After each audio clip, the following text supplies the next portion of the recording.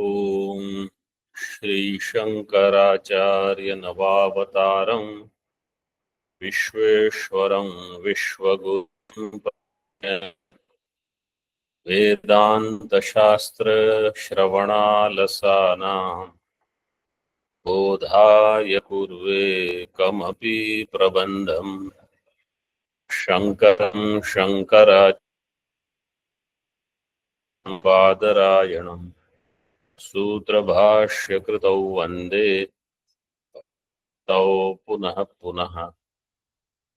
तो गुरु की मूर्ति भेद विभागिने व्योमवद् व्याप्त देहाय दक्षिणा।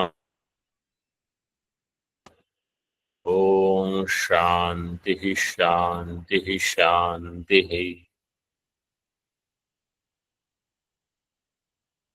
दशश्लोकी जो प्रकरण चल रहा है वो है आकाश का प्रतिबिंब होता है कि नहीं, और आकाश चाक्षुष प्रत्यक्ष है अथवा साक्षी प्रत्यक्ष। इसका आरंभ कहाँ से हुआ?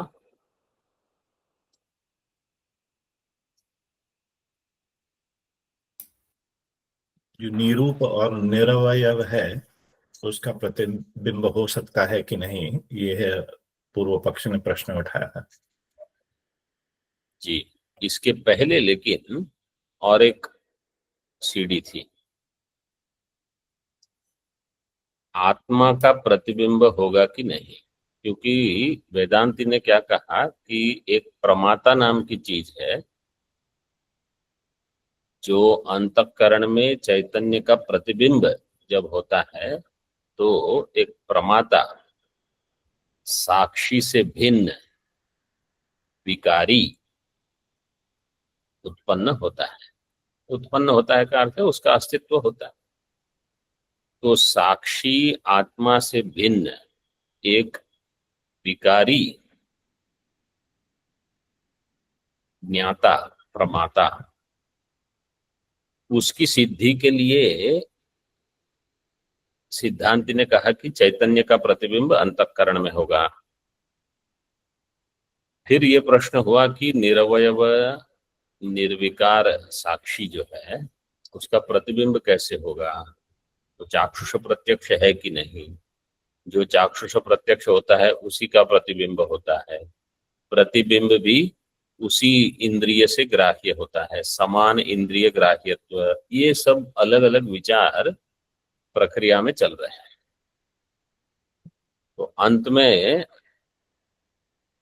पृष्ठ क्रमांक 22 पर हम पहुंचे हैं।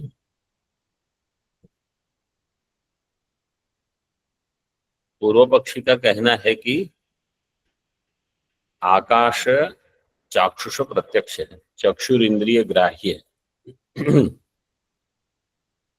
और इंद्रिय ग्राह्य जो होगा उसी का प्रतिबिंब होगा, इसलिए उस नियम में भी व्यभिचार नहीं इति चेत। यहां तक हमने देखा ना। नीचे से चतुर्थ पंक्ति, आकाशस्य रूपवत्वाभावेन तस्य प्रतिबिंबस्य च चाक्षुष प्रत्यक्ष विषयत्वा संभवात्।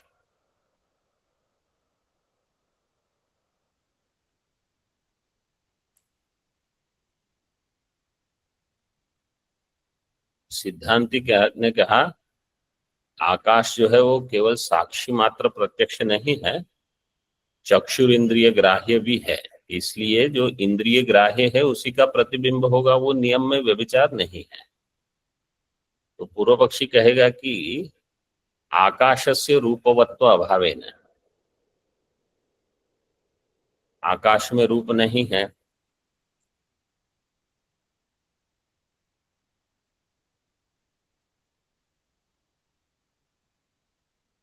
ये सिद्धांति का वाक्य होगा। आकाशस्य रूपवत्व अभावेन तस्य प्रतिबिंबस्य च चाक्षुष प्रत्यक्ष विषयत्व असंभवात्।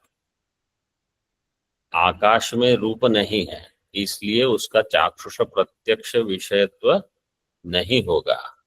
जैसे आकाश का नहीं होगा इसी प्रकार प्रतिबिंब का भी नहीं होगा। आकाशे चाक्षुषत्व प्रत्ययस्तु भ्रम एव। आकाश में चाक्षुष प्रत्यक्षत्व अथवा चाक्षुषत्व प्रत्यय ये भ्रांति है। किमर्थम तर्हि बिंबस्य प्रतिबिंबस्य च आकाशस्य प्रत्यक्ष चक्षुरपेक्ष्यते, ये पूर्व पक्ष पूछेगा कि फिर आकाश के और उसके प्रतिबिंब के प्रत्यक्ष में चक्षु की अपेक्षा क्यों है। जैसे हम कहेंगे कि यहाँ जगह है, जगह है मतलब यहाँ आकाश है, वहां जगह नहीं है। इति चेत उच्यते आकाश प्रदेशे यह पृथिव्यादीनाम अभावस् तादृश अभाव ग्रहणार्थम ही चक्षुर्व्याप्रियते। व्याप्रियते का अर्थ है चक्षु का व्यापार।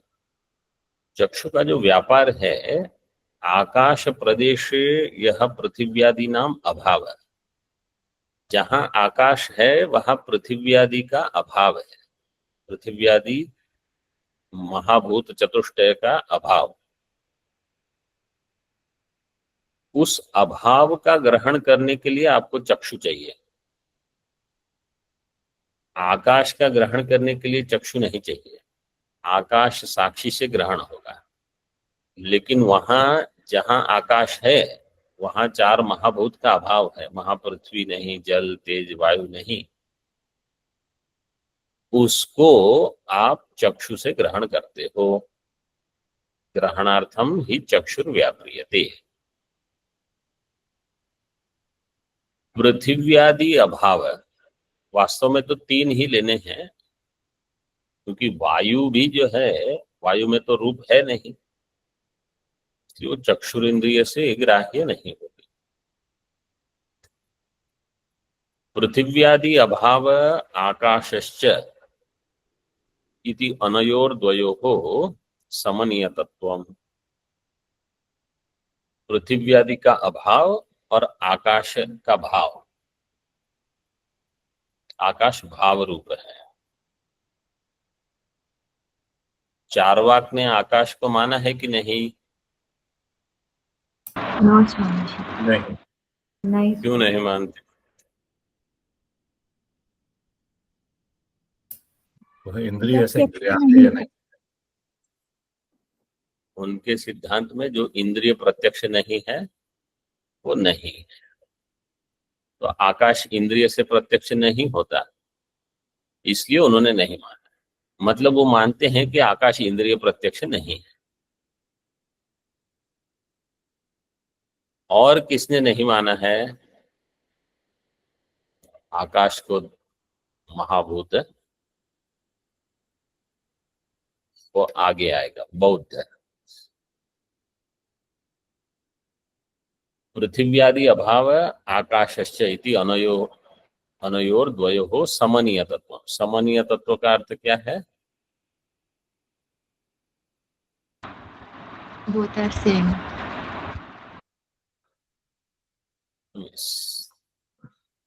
समनीयत, हाँ ठीक है, दोनों सहजा। समान।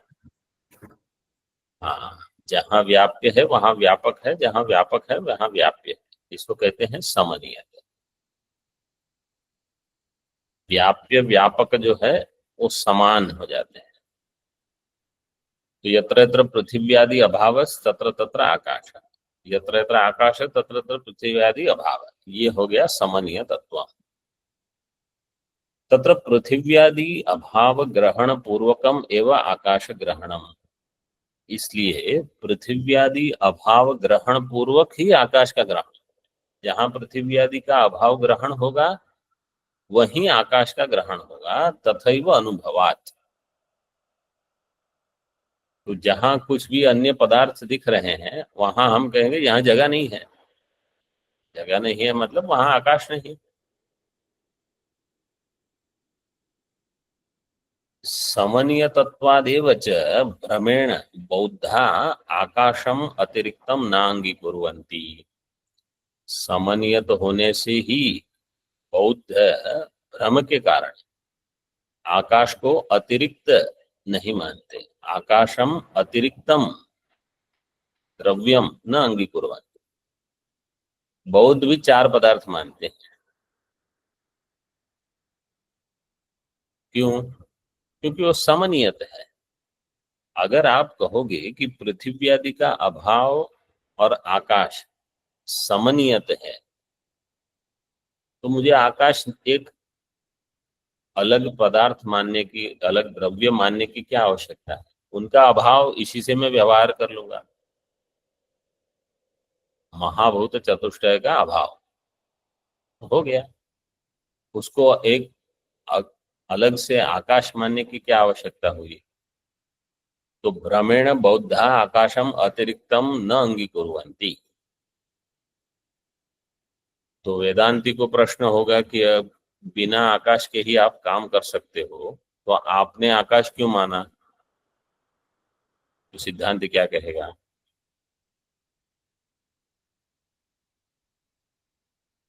श्रुति प्रमाण कौन सी श्रुति? तैत्तिरीय उपनिषद आकाश संभूत। सिद्धांत कहेगा आकाश संभूतः तस्माद् वाय तस्माद् आत्मनः आकाश संभूत। आकाश की उत्पत्ति श्रुति में बताई, और इसलिए हम आकाश को मानेंगे। तथा च तत्र तादृश आकाश प्रदेशगतः पृथिव्यादि अभाव एव चाक्षुषो न तु तादृश अभावस्य अधिकरणम भावरूपम। तत्र तादृश आकाश प्रदेशगतः पृथिव्यादि अभाव एव चाक्षुष। पृथ्वी आदि का जो अभाव है वो चाक्षुष प्रत्यक्ष है। जिस देश में आकाश है वहीं पृथ्वी आदि का अभाव है। पृथ्वी आदि का अभाव चाक्षुष प्रत्यक्ष है। न तो तादृश अभावस्य अधिकरणम भाव रूपम आकाशम अपि चाक्षुषम। लेकिन उसका जो अधिकरण है आकाश, वो तो भाव रूप है और वो चाक्षुष नहीं है। इति आकाशस्य साक्षी मात्र प्रत्यक्ष विषयत्वम सिद्धम। इसलिए आकाश साक्षी मात्र प्रत्यक्ष का विषय है। मतलब आकाश के ग्रहण के लिए चक्षु नहीं चाहिए, पृथ्वी आदि के अभाव के ग्रहण के लिए चक्षु चाहिए।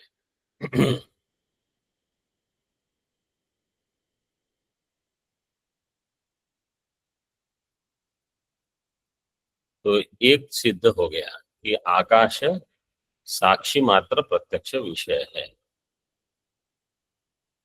किंच, और प्रतिबिंब का जब ग्रहण करते हैं, प्रतिबिंब आकाश ग्रहण समये प्रतिबिंब उपाधि भूतस्य जलादेर अधिष्ठानस्य ग्रहणार्थम चक्षुरपेक्षते। प्रतिबिंब आकाश ग्रहण के समय प्रतिबिंब उपाधि भूतस्य जलादे है, जलादि जो कि प्रतिबिंब उपाधि भूत है, जलादेहे अधिष्ठानस्य ग्रहणार्थम। जलादि, जलादि जो अधिष्ठान है, आकाश का प्रतिबिंब हो रहा है जलादि में। वास्तव में तो प्रतिबिंब उपाधि भूतस्य जलादि, तो जलादि उपाधि है,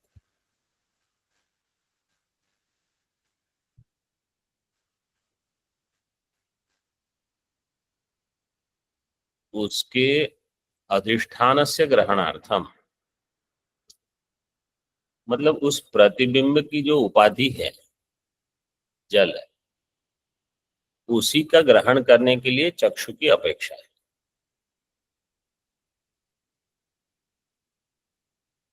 जलादेर अधिष्ठान से का अर्थ क्या है?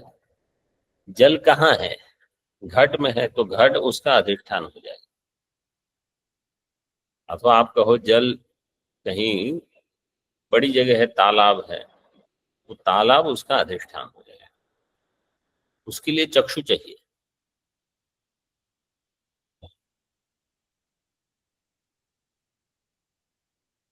तद आह, मूल में देखिए, आकाश प्रतिबिंबस्य साक्षी भाष्यत्वे अपि सालोकस्य साभ्रस्य च प्रतिबिंबितत्वात् तद्ग्रहणार्थम अधिष्ठान ग्रहणार्थं च चक्षुषो अपेक्षणात्। आकाश का जो प्रतिबिंब है, आकाश प्रतिबिंबस्य साक्षी भाष्यत्वे अपि, आकाश का जो प्रतिबिंब है वो साक्षी भाष्य है।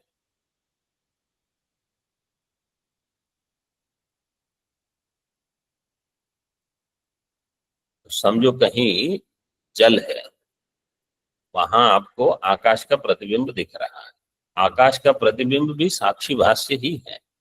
फिर भी आकाश में जब आलोक है, आलोक मतलब सूर्य प्रकाश, और अभ्र, अभ्र का अर्थ है बादल वगैरह कुछ है, तो सालोकस्य साभ्रस्य च प्रतिबिंबितत्वात्, जो आकाश प्रतिबिंबित होता है वो तो आलोक और अभ्रादि सहित, साभ्र नक्षत्र सहित आकाश का प्रतिबिंब होता है। बिंबितत्वात् तद्ग्रहणार्थम, उस आलोक के ग्रहण के लिए, बादल आदि जो प्रतिबिंब होते हैं उनके ग्रहण के लिए, तो नक्षत्र दिखते हैं, तारे अगर कुछ हो उनके ग्रहण के लिए, और अधिष्ठान ग्रहणार्थम च, उसका जो अधिष्ठान है उसके ग्रहण के लिए भी चक्षुषो अपेक्षणात्, चक्षुषः अपेक्षणा, चक्षु की अपेक्षा रहती है। मतलब आकाश का प्रतिबिंब भी साक्षी भाष्य है, लेकिन चक्षु किस लिए चाहिए?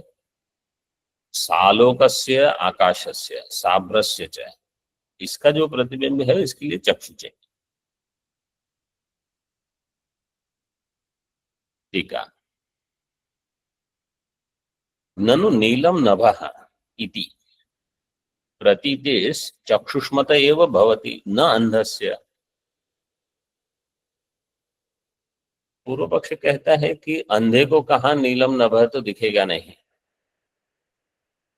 चक्षुष्मतः एव, चक्षुष्मान चक्षुष्मतः षष्ठी, तत्र चक्षुषत्वे तादृश प्रतीति सत्वम् इति अन्वय, चक्षुरभावे तादृश प्रतीति अभाव इति व्यतिरेक, वहां अन्वय व्यतिरेक होगा, चक्षु होने पर प्रतीति होगी, नीलम नभः, चक्षु के अभाव में तादृश प्रतीति अभाव, ये व्यतिरेक है। नीलम का अर्थ यहां काला नहीं, नीलम का अर्थ लेना नीला, नीला मतलब ब्लू, क्योंकि नील शब्द न्याय में तो कृष्ण के लिए भी होता है, कृष्ण, कृष्ण मतलब डार्क ब्लैक, जैसे नीलो घटा, वहां नील से काला लेना है, नील से ब्लू नहीं, नीलम नभा से ब्लू लेना है। तो ये प्रतीति अंध को नहीं हो सकती,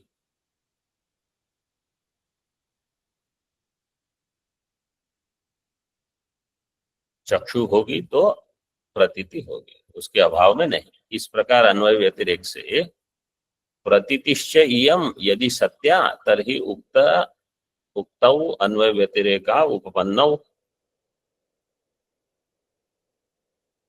अगर ये प्रतीति सत्या है मतलब सत्य है तो अन्वय व्यतिरेक उपपन्न हो जाएंगे।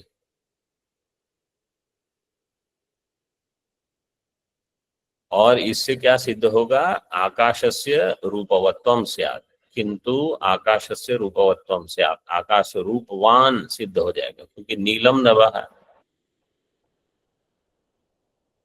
अथ सा प्रतीतिर् न सत्या किंतु भ्रमस् तर्हि अपि आरोपितस्य नीलरूपस्य ज्ञानार्थं चक्षुषो अपेक्षा इति अन्वय व्यतिरेका उपपन्नौ। चक्षुषो अपेक्षा खंडाकार वहां कर दीजिए।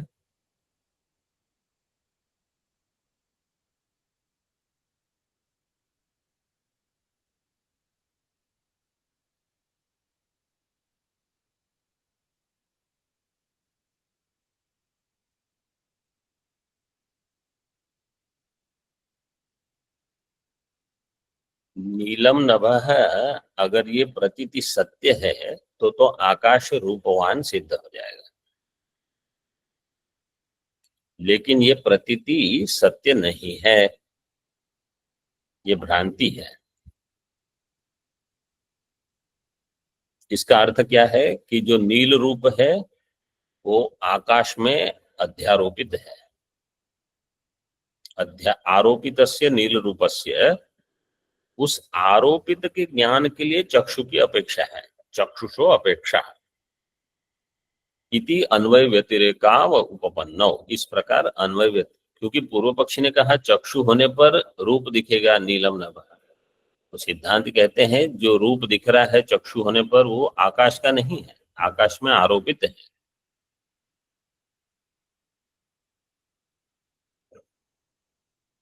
किंतु एक रूपवत्ती एवं रूपांतर भ्रमो यथा श्वेते शंखे पीत रूप भ्रम इति आकाशस्य रूपवत्वं दुर्वारम। पूर्व पक्ष कहेगा अच्छा ठीक है, आकाश में नीलत्व भ्रांति से अध्यारोपित है।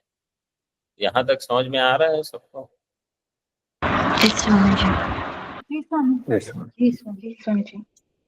ठीक है, तो अगर नीलत्व आकाश में भ्रांति से अध्यारोपित है तो कोई अन्य रूप होगा तब नील रूप की भ्रांति होगी। मतलब एक रूप हो फिर दूसरे रूप का अध्यारोप होगा। कैसे? वो दृष्टांत देते हैं। एक रूपवती रूपांतर भ्रम यथा श्वेते शंखे पीत रूप भ्रम। शंख श्वेत रूप का है, उसमें पीतत्व की भ्रांति। इसी प्रकार आकाश में भी एक रूप रहेगा फिर अन्य रूप का आरोप होगा। इति आकाश से रूपवत्वं दुर्वारम, तो आकाश फिर से रूपवान सिद्ध हुआ। मतलब आकाश में रूप है इसलिए प्रतिबिंब होता है। निरूपस्य निरवयवस्य प्रतिबिंबम नास्ति, वही तर्क चल रहा है।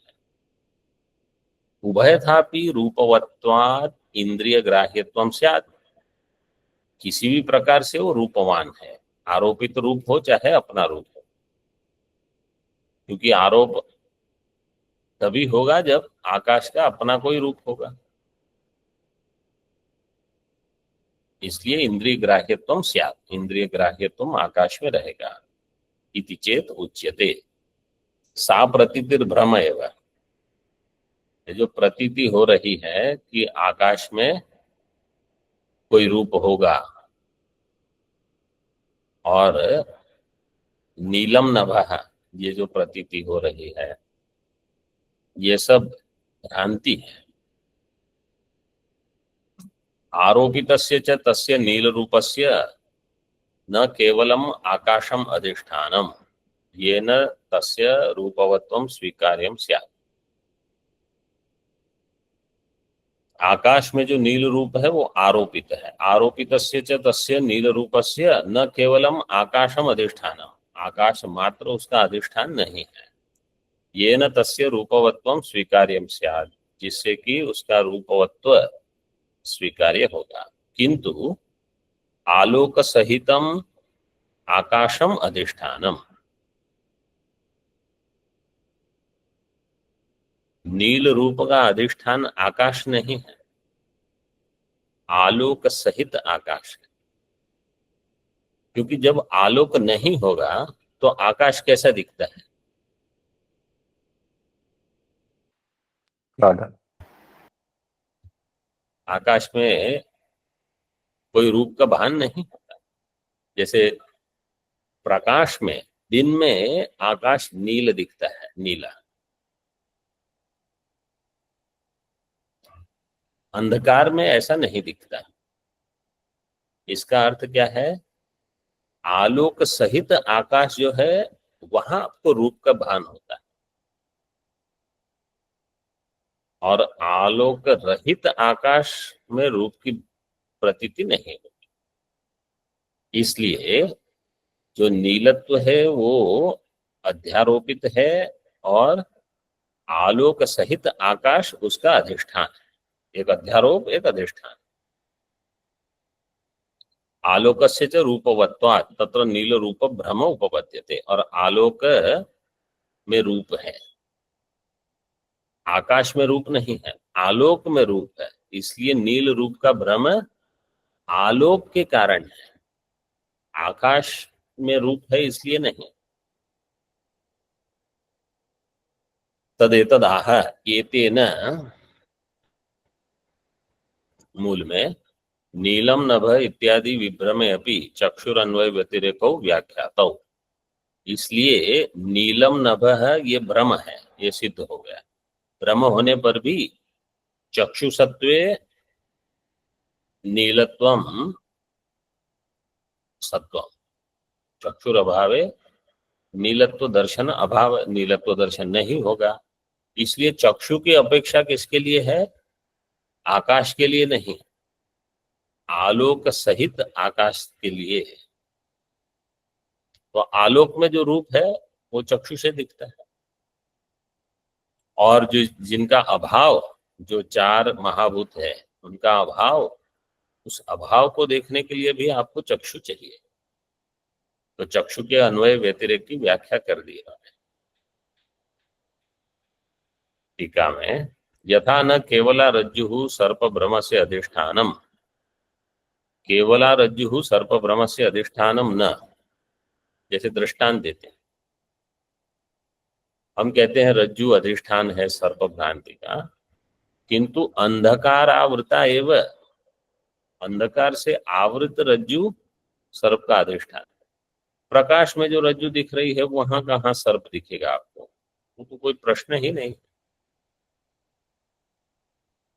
तो रज्जु के लिए वहां अंधकार की भी आवश्यकता है, रज्जु नहीं, रज्जु में सर्प का भान होने के लिए। तथा अत्र सालोकम आकाशम अधिष्ठान, सालोक आकाश अधिष्ठान इति तादृश अधिष्ठानांतर्गत आलोक ज्ञानार्थम आरोपित नील रूप ज्ञानार्थम च चक्षुरपेक्षा इति अन्वय व्यतिरेकौ न अनुपपन्नौ। तो सालोक आकाश जो है वो है अधिष्ठान, सालोकम आकाशम अधिष्ठानम इति तादृश अधिष्ठानांतर्गत, इस प्रकार का जो अधिष्ठान है उसके अंतर्गत आलोक भी है। आलोक के ज्ञान के लिए आरोपित नील रूप ज्ञानार्थम च,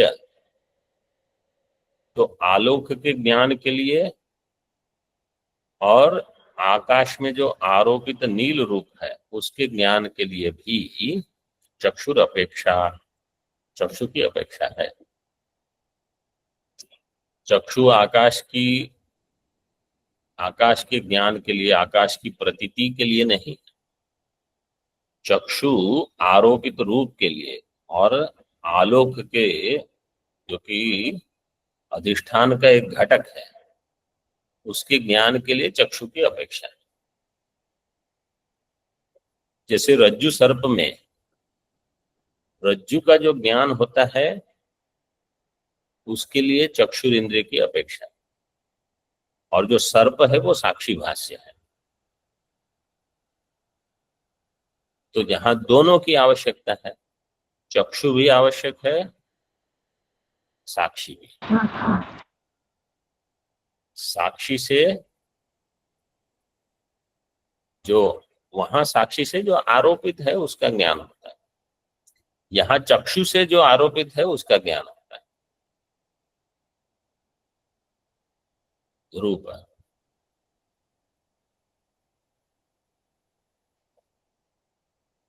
और अधिष्ठान में भी जो आलोक है उसके ज्ञान के लिए चक्षु की अपेक्षा है। तो थोड़ा दृष्टांत में भेद है, क्योंकि वहां अधिष्ठान, अगर आप कहोगे कि अंधकार आवृता रज्जु हो, अंधकार से आवृत रज्जु अधिष्ठान है सर्प भ्रम का, उसके ज्ञान के लिए चक्षुर इंद्रिय की आवश्यकता है। यहाँ आकाश में जो आरोपित रूप है उस रूप के लिए और आलोक के लिए चक्षुर इंद्रिय की अपेक्षा, और आकाश से साक्षी से उसका ज्ञान होता है। इति भावः। तो तादृश अधिष्ठानांतर्गत आलोक ज्ञानार्थम आरोपित नील रूप ज्ञानार्थम च, आरोपित नील रूप ज्ञान के लिए चक्षु की अपेक्षा है। ये अन्वय व्यतिरेक न अनुपपन्नौ, न अनुपपन्नौ का अर्थ है उपपन्नौ, अन्वय व्यतिरेक उपपन्न हो गए। नापि आकाशस्य रूपवत्व प्रसंग इति भाव। और आकाश में रूपवत्व मतलब आकाश रूप वाला है, इसका भी प्रसंग नहीं हुआ, बिना रूप के हमने सिद्धि कर दी। तस्मात्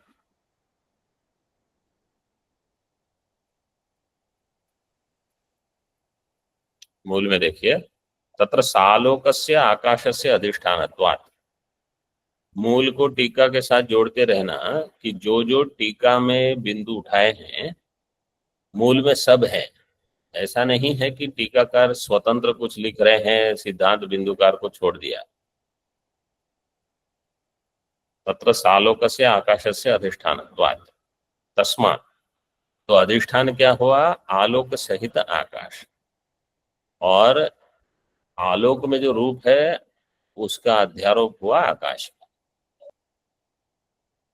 इससे नीलम नभः, इसकी प्रतीति होगी। तस्मात् चाक्षुष प्रतिबिंबम एव रूप सापेक्षम न अन्यत् इति अवधेयम। इसलिए चाक्षुष प्रतिबिंब ही रूप का रूप सापेक्ष है।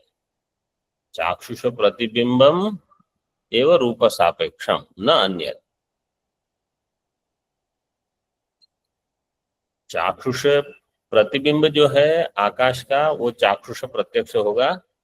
किसके लिए? रूप के लिए। रूप के ज्ञान के लिए चक्षु की अपेक्षा है, आकाश के प्रतिबिंब में भी, अन्य कहीं नहीं। तस्मात् रूपवत एव प्रतिबिंबम इति नियमस् चाक्षुष प्रतिबिंब विषयक एव न सर्वविध प्रतिबिंब विषयक इत्यर्थः। रूप वाले का ही प्रतिबिंब हो, रूपवतः एव प्रतिबिंबम इति, यह जो नियम आप कहते हो कि रूप वाले का ही प्रतिबिंब होगा, ये चाक्षुष प्रतिबिंब विषयक ही उसके लिए ही है। चाक्षुष प्रतिबिंब विषयक एव। आकाश जो है वो तो साक्षी प्रत्यक्ष है, वो चाक्षुष प्रत्यक्ष नहीं है। इसलिए वहां ये रूप नहीं है कि रूप वाला हो तो ही प्रतिबिंब होगा। ये समझ में आया?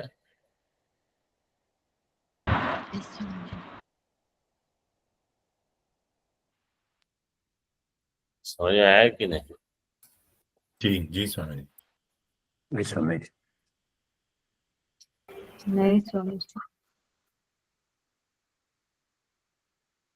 रूपवतः एव प्रतिबिंबम।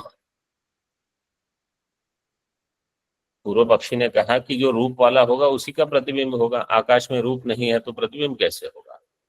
जैसे आत्मा में रूप नहीं है तो प्रतिबिंब कैसे होगा? वहां से ये पूरी कहानी का आरंभ हुआ। तो सिद्धांत ने कहा कि रूप जो अपना न हो, आरोपित रूप हो सकता है। तो आरोपित रूप जहां है उसके प्रतिबिंब का जब दर्शन होगा तो प्रतिबिंब होगा। क्यों? क्योंकि वहां आरोपित रूप है। और जो चाक्षुष प्रत्यक्ष है उसके लिए ये नियम है।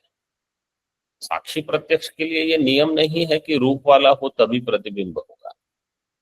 आत्मा में रूप नहीं है, आत्मा चाक्षुष प्रत्यक्ष भी नहीं है, इसलिए आत्मा का प्रतिबिंब हो जाएगा। तो ये जो नियम है वो केवल चाक्षुष प्रतिबिंब विषयक है, सर्वविध प्रतिबिंब विषयक नहीं। सर्वविध में सर्व प्रकार। इसलिए आत्मा में रूप नहीं होने से भी आत्मा का प्रतिबिंब हो जाएगा, जैसे आकाश में रूप नहीं होने पर भी आकाश का प्रतिबिंब होता है। अब शंका करते हैं, शंकते तथापि आत्मनः प्रतिबिंबे किम मानम इति चेत् शृणु। आत्मा का प्रतिबिंब होता है, उसमें क्या प्रमाण है? सिद्धांत की बताएंगे आगे। यद्यपि उक्तरीत्या आत्मनो रूपवत्व अभावे,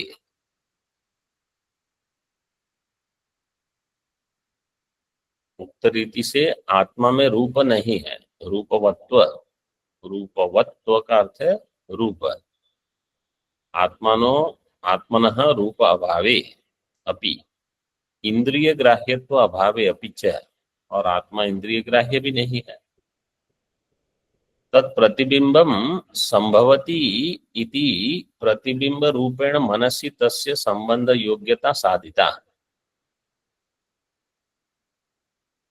तत्प्रतिबिंबम संभवति, आत्मा का प्रतिबिंब हो जाएगा। रूप नहीं है, इंद्रिय ग्राह्य नहीं है, तो भी आत्मा का प्रतिबिंब होगा, ये एक निगमन कर दिया। इति प्रतिबिंब रूपेण मनसि तस्य संबंध योग्यता साधिता, प्रतिबिंब रूप से मन में संबंध योग्यता सिद्ध हो गई। तथापि मनस्ति आत्म प्रतिबिंबम अस्ति एव इति न निश्चय। मनस्य नहीं, मनसी। मनस्य क्यों नहीं?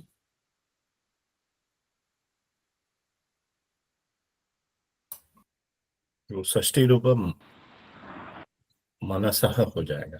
मनसा, मनस्य शब्द ही नहीं बनेगा। मनसी आत्म प्रतिबिंबम अस्ति एव इति न निश्चय। अंतःकरण में आत्मा का प्रतिबिंब होगा ही, ये निश्चय नहीं हुआ है।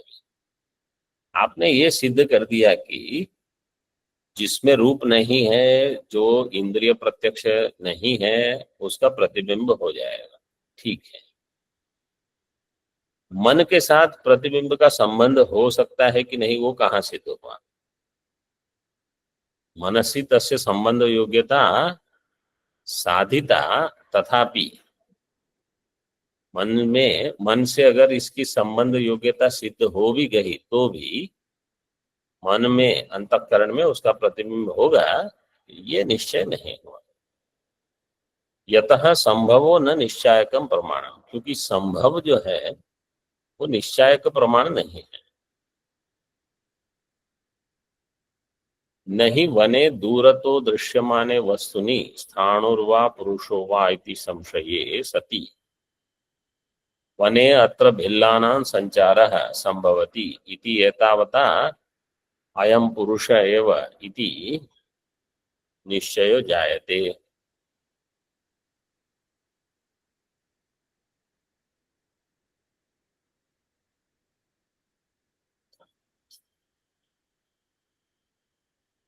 वने दूरतो दृश्यमाने वस्तुनि, वन में दूर से अगर कोई वस्तु देख रहे हैं आप, दूरतो दृश्यमाने वस्तुनि स्थाणुर्वा पुरुषो वा, ये स्थाणु है कि पुरुष है? एक पेड़ दिख रहा है कुछ, अथवा पुरुष है, लंबा होगा कोई, पेड़ भी लंबे होंगे, मनुष्य भी लंबा है। स्थाणुर्वा पुरुषो वा इति संशय सति वने अत्र भिल्लानां संचार, वन में ये भिल्ल पुरुष है, उनका संचार, वो घूमते रहते हैं।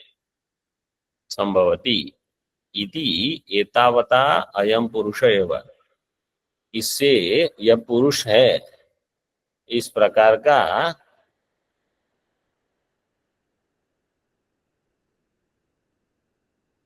निश्चयो न जायते, न पहले ही दिया है।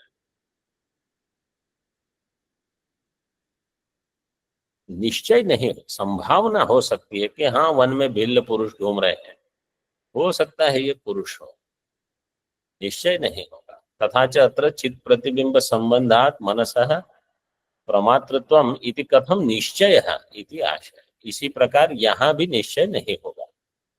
चित् प्रतिबिंब संबंधात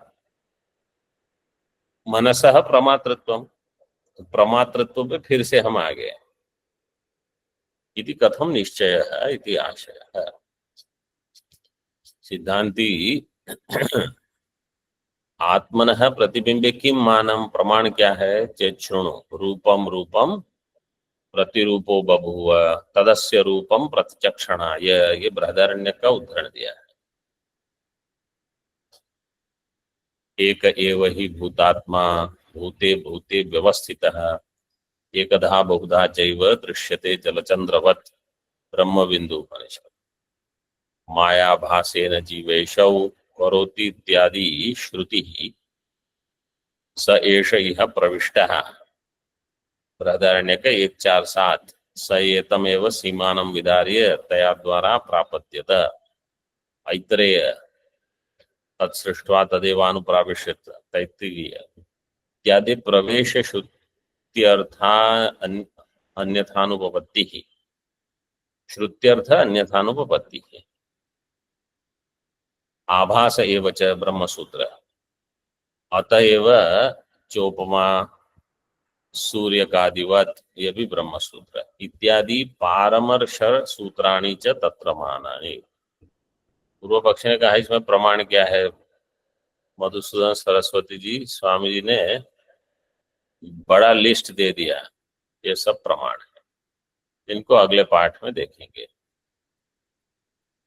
ओम पूर्णमदः पूर्णमिदं पूर्णात् पूर्णमुदच्यते पूर्णस्य पूर्णमादाय पूर्णमेवावशिष्यते। ओम शांति शांति शांति। शंकरं शंकराचार्यं केशवं बादरायणं सूत्रभाष्यकृतौ वन्दे भगवन्तौ पुनः पुनः। ईश्वरो गुरुरात्मेति मूर्तिभेद विभागिने व्योमवद्व्याप्तदेहाय दक्षिणामूर्तये नमः। ओम शांति शांति शांति।